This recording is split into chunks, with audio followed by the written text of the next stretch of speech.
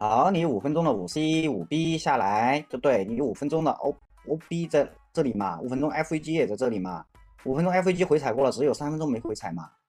对不对？只有3分钟没有回踩嘛。然后你画 OB 画的严肃一点，这是最后一根阳 K， 对不对？然后阴 K 打了高点，然后阴 K 2根 K 下来，把这根阳 K 吞掉，这里就是你的3分钟的 OB 啊，3分钟的 OB，3分钟的 FEG 都踩了过后啊，这里如果起来才是做多，对吧？这里完了过后，再次回到3F 之上